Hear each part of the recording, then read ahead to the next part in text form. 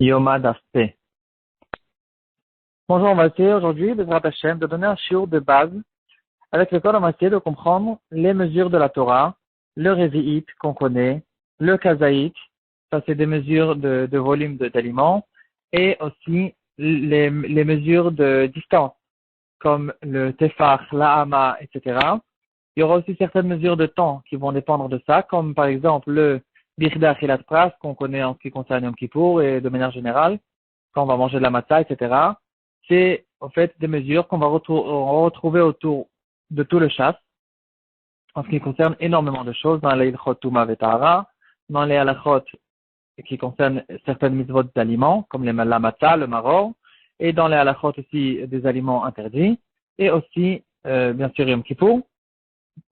Et il y a aussi les mesures de distance qui vont nous aider à comprendre comment est-ce qu'on les calcule. Ça pourra nous donner certaines idées en ce qui concerne les halachot du mikveh, par exemple, l'halachot des mechitzot, de la souka.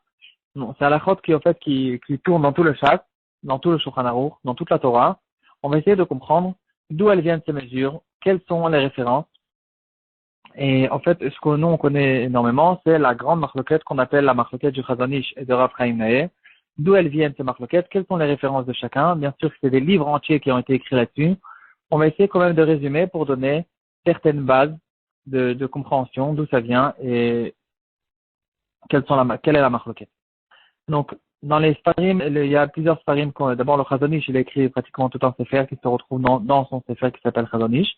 Le Keilot Yaakov, le Staipeler, il a écrit aussi un Sefer qui s'appelle Shiurim Shel Torah. Le Rav Chaim Naeh lui-même, il a écrit un Sefer qui s'appelle Shiurei Torah. Et il y a des Sfarim modernes. On peut retrouver aussi dans le Shevet Halevi, Chelek Vav Siman Samer. Il va nous donner quelques idées. Donc, en tout cas, ce qui se passe, au fait, justement, en ce qui concerne ces Shiurim, il y a dans la Gemara déjà une référence en ce qui concerne le Shiur de Revi'it. Et ensuite, il y aura d'autres références qu'on va essayer, de chacun, d'après sa Shita, il va essayer d'expliquer toutes les références pour que ça marche en fonction de sa Shita. Alors, premièrement, la première référence, c'est dans la Gemara, dans ma Sefet Psachim, d'Af Kuftet. La Gemara, elle va dire une phrase comme ça. Sache qu'un Revi'it, une mesure de Revi'it, ça va nous faire 2 pouces fois 2 pouces fois 2,7. C'est-à-dire, je prends un cube qui fait 2 sur 2 pouces et une hauteur de 2,7. Et là, quand j'ai fabriqué cet ustensile de cette taille-là, je le remplis, j'aurai une mesure de Revi'it dans cet ustensile. Mis à part ça, il y a une donnée de base qu'il faut connaître, c'est que d'abord, Revi'it, c'est-à-dire un quart. C'est un quart de quoi? C'est un quart d'une mesure qui s'appelle log. Et on sait, mis à part ça, qu'un log, c'est 6 œufs. 6 beitzim. Ça, c'est un Rashi qu'on retrouve sur la Torah, c'est un Rambam dans Ilchot Mikvaot. Ça, c'est des données de base. Donc, en fait, on va voir que tout dépend l'un de l'autre. Quand on saura la mesure du Revi'it, on saura la mesure du log, et on saura aussi la mesure des œufs. Pourquoi? Parce que si le Revi'it, c'est un quart de log, et que le log est égal à 6 œufs, donc finalement, un Revi'it est égal à un œuf et demi.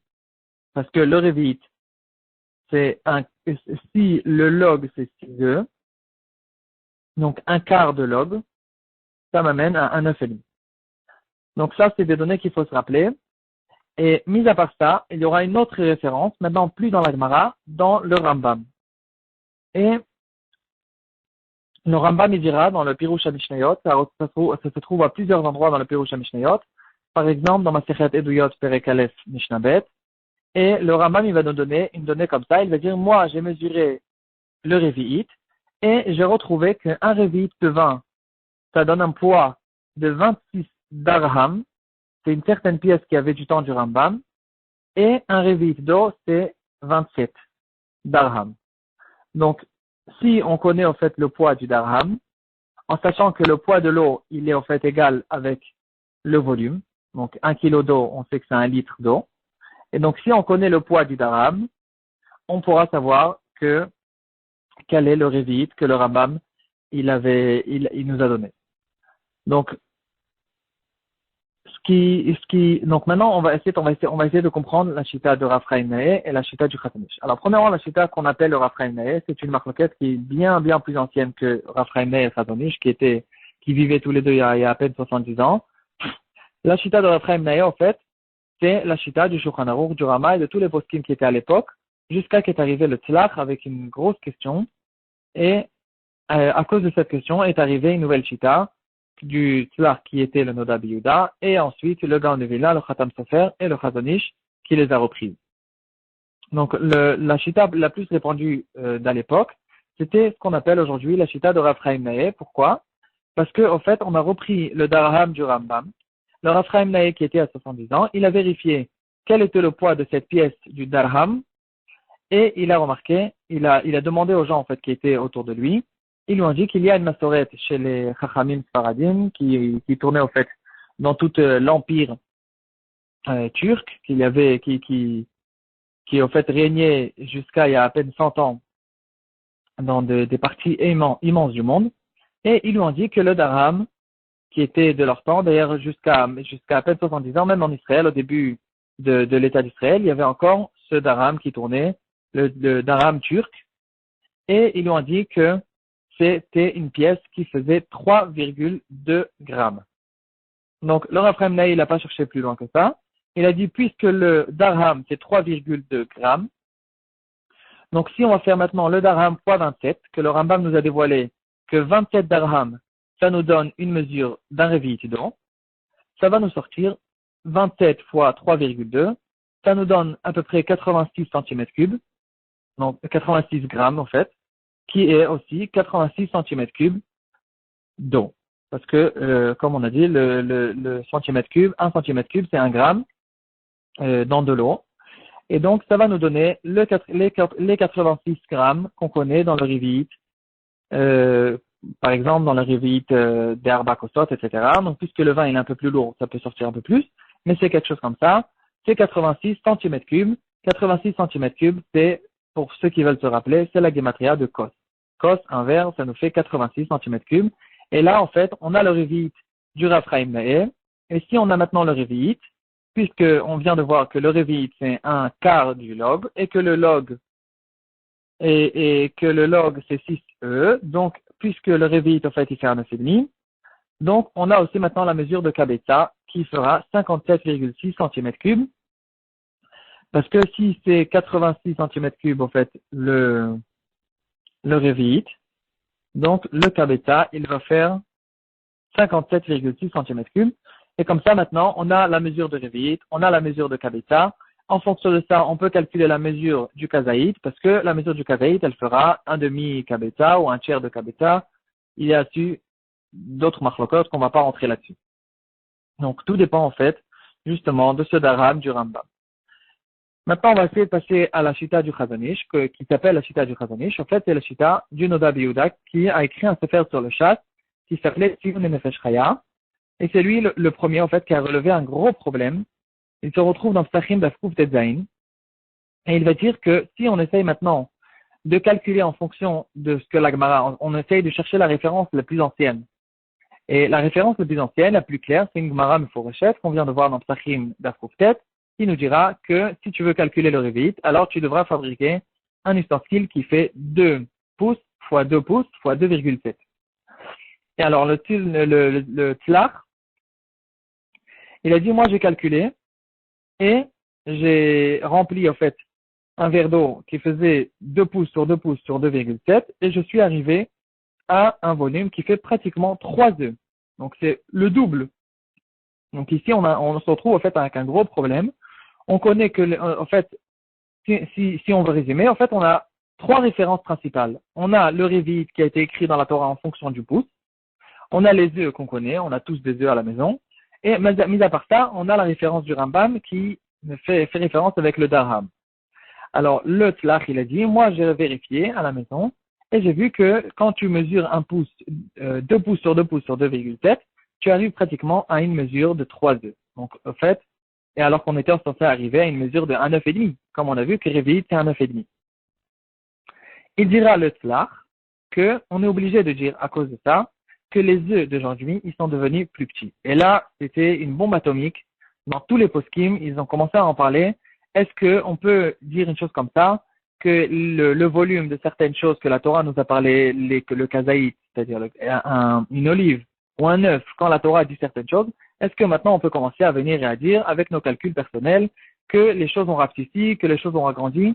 Et le tlach, en tout cas, il dit, on est obligé de dire comme ça, si tu mesures en fonction de ton pouce, tu arriveras à cette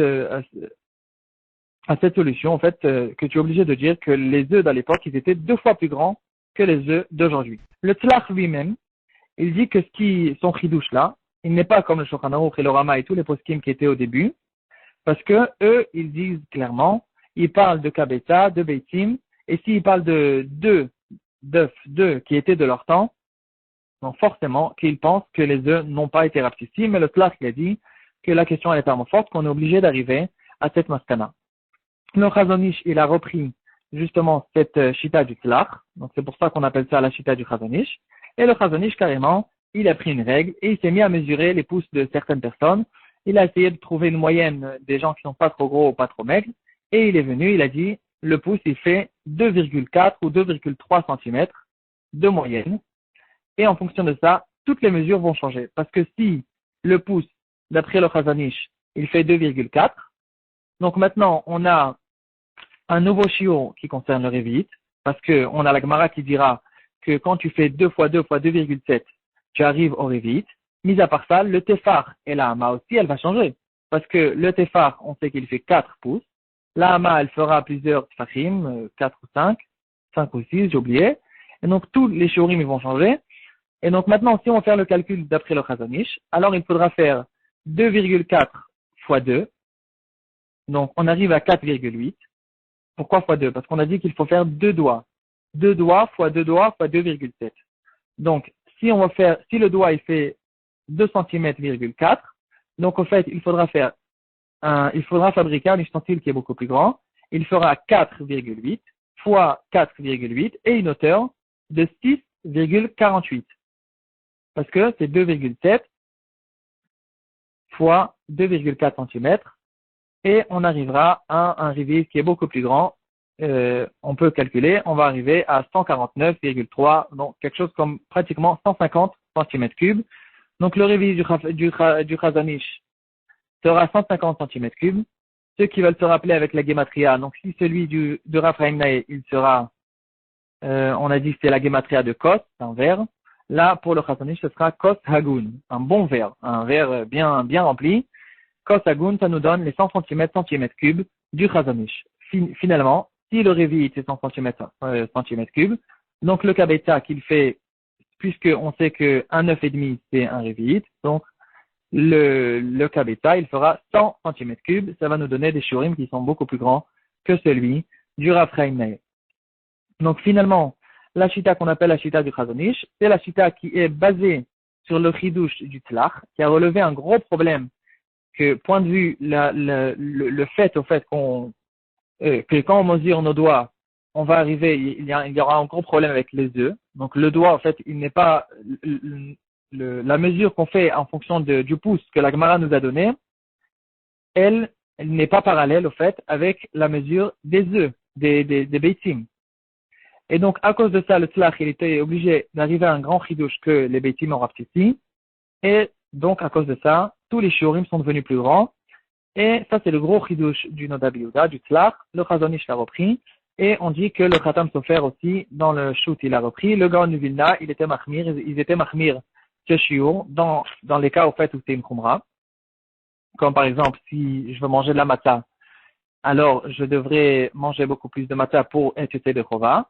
Par contre, dans les cas où c'est une kula, comme Yom Kippour, je ne pourrais pas du tout dire que je peux me baser sur ce grand shiur alors que c'est une kula. Donc, dans ce cas-là, on sera obligé d'être marqué le shiur de Rav Chaim Naeh. Et d'ailleurs, certains poskim diront qu'en ce qui concerne les shiurim de Oraita, on va prendre le grand shiur. En ce qui concerne les shiurim de Rabbanan, comme par exemple le deuxième kazaï de Mata, le kazaï de Maror de notre temps que c'est des Rabbanan, alors on prendra le petit shiur.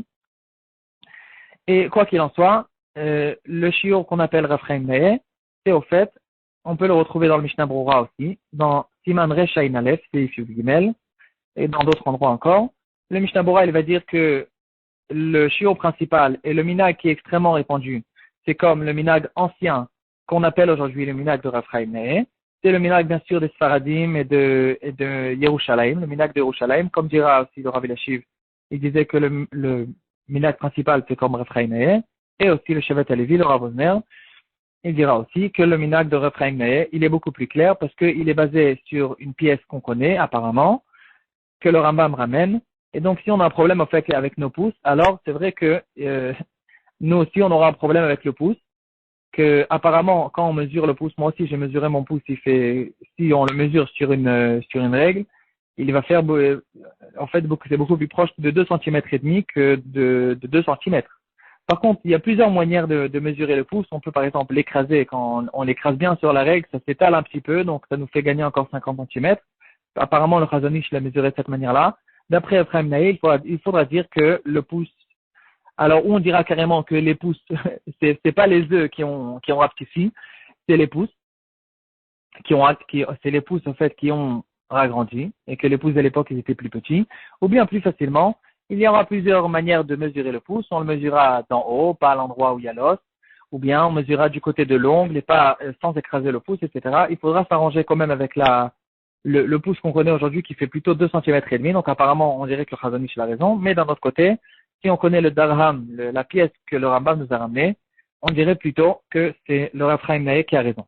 Maintenant, mis à part ça, le Rav Chaim Naeh, en fait, il est basé sur le Rambam. Le Chazon Ish, apparemment, il ne s'arrange pas trop avec le Rambam, ou bien il dira que le darham, il est beaucoup plus lourd que ce qu'on connaît. Mais apparemment, ce n'est pas vrai, parce que non seulement que le darham, on le connaît plutôt comme Rav Chaim Naeh, mais en plus de ça, aujourd'hui, il y a ce qu'on appelle le nouveau shiur, que dans les poskim on appelle le nouveau shiur. C'est dans notre génération, il y a eu des recherches qui ont été faites avec justement, quel était le darham du Rambam. Et apparemment, le darham que Rav Chaim Naeh, il a dit, le vrai darham que le Rambam en parlait, il était encore plus petit que le Rambam de Rav Chaim Naeh. Donc maintenant, on va se retrouver avec un troisième shiur qui est encore plus petit que le shiur de Rav Chaim Naeh, parce que le Rav Chaim Naeh, en fait, ce qu'il a fait, il n'a pas cherché dans les recherches archéologues. Il a juste demandé quelle était la massorette chez les rabbanim sfaradim qui connaissaient justement ce daram. Ils lui ont dit que la massorette était que le daram fait 3,2 grammes, mais apparemment, aujourd'hui, on sait plus clairement dans les recherches que le daram à l'époque du Rambam, il était encore plus léger et en fonction de ça, le révi il sera encore plus petit et bien sûr, les mesures de distance, elles sont encore plus petites. C'est-à-dire, si par exemple, pour le Chazon Ish, le Tefar, il va nous faire 10 cm, et pour Ephraim Naeh, il va faire 8 cm. Alors d'après le nouveau shiur, qui est basé aussi sur le darham, mais sur le darham qu'on connaît aujourd'hui, comme dans les recherches qu'on sait aujourd'hui au fait qui était le Rambam du temps du Rambam, pas du temps des Turcs, alors apparemment le Tefar il va être que 7 cm avec 7,5, je sais plus, quelque chose comme ça. Donc il y a aussi certaines preuves que les poskim veulent ramener pour Ephraim Naeh. Ils vont dire que par exemple, une preuve très intéressante, il y a un volcan, il y a 2000 ans, il y a pratiquement 2000 ans, il y a dans une certaine ville en Italie qui s'appelait Pompéi, je sais pas exactement comment on la prononce, il y a un volcan qui a éclaté et qui a enterré complètement toute la ville de ce volcan-là, avec ce volcan, l'âme de. Et en tout cas, ce volcan-là, et ensuite, maintenant, ce qui a été intéressant, c'est que aujourd'hui, quand on recherche dans cette ville, qui a été complètement congelée depuis 2000 ans, on a remarqué que les œufs qu'il y avait là-bas, en fait, c'est des œufs qui sont exactement à la même taille que les œufs d'aujourd'hui. Donc, c'est très difficile de dire que les œufs de l'époque, ils étaient beaucoup plus grands. Maintenant, vous allez peut-être me dire que 2000 ans, c'est pas suffisant parce qu'on parle de 3300 ans depuis que la Torah a été donnée. Mis à part ça, dans les pyramides, en Égypte, aussi on a trouvé des œufs et apparemment les œufs d'à l'époque, ils étaient les mêmes que les œufs d'aujourd'hui. Donc d'après ces recherches-là, on dirait que c'est difficile de dire que les œufs ont rapetissé, à moins qu'on dise que ces œufs-là aussi, qui étaient d'à l'époque, ils ont rétréci avec le temps. Mais en tout cas, quoi qu'il en soit, la marloquette, elle est restée ici. D'après le Chazon Ish, donc on va essayer de résumer un petit peu. On a la référence principale qui est la référence dans la Gemara en Psachim, qui dira que si tu veux connaître le Révit, tu feras en fonction des pouces. Mis à part ça, on a les œufs qu'on connaît aujourd'hui. Alors, est-ce que les œufs, c'est une référence ou bien on sera obligé de dire que les œufs ont changé? Et mis à part ça, il y a la référence du Rambam qui se base sur la pièce qui s'appelle Darham. Alors, le Chazon Ish, il commence par la Gemara dans Psachim et il dira que maintenant, puisque les pouces, on fait en fonction des pouces, alors on va se retrouver avec un grand Révit. Et donc, il faudra maintenant s'arranger avec le Rambam. Il faudra s'arranger aussi avec les œufs et dire que les œufs ont rapetissé. Le Rav Chaim Naïl a commencé à l'envers. Il a dit, on commence par la référence qui est la plus claire, qui est la référence du Daram, du Rambam. On le connaît, il est clair.